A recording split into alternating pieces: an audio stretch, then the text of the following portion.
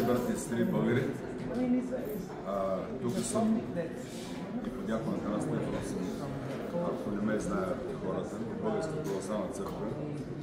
Преди малко направих историческо изказване на най-големия форум в света за правата на човека на нивото на ООН, в което казах, че Делян Пеевски и Бойко Борисов са си присвоили българската държава, командват, дерепействат тези мафиоти, майкопродажници, арестуват хората подред, нарушават Конституцията на България, крадат европейски пари, брати и сестри българи, поръчват убийства на хората, които са против тях.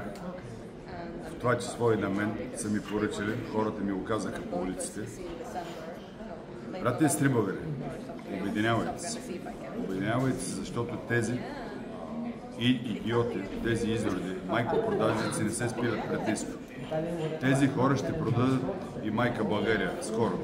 Обединявайте се, да им скочиме, да ги размажеме. Тези хора и мястото им само в затвора. Само в затвора. Говорят хората, че тези хора, освен че са мафиоти, че крадат и мачкат и поръчат убийства, са педофили. Хората го говорят това, че правят секс с малки момченци и момиченци. Това е ненормално, брати и сестри българи. Това са откачени хора, брати и сестри българи. Бог да благослови майка България. Да живее България, с нами Бог. И последно да ви кажа, цял свят разбра, че са мафиоти тези хора. Цял свят. Дойдоха след форума американски и европейски служби да ме питат и да ме разпитват. Искат да им напише официално за какви грабежи се правят, за какви убийства се правят, за всичко, което правят Борисов и Пеевски. Назад няма, брати и сестри българи, напред. И искам да кажа за всички българи. В момента се опитват да ме изкарат луд. Знаете много добре какво е казал нашия революционер Христо Ботев преди 150 години.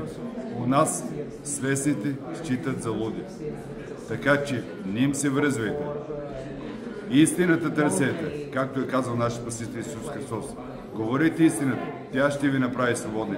Да живее България, с нами Бог. Амин, амин, амин. България на всичко.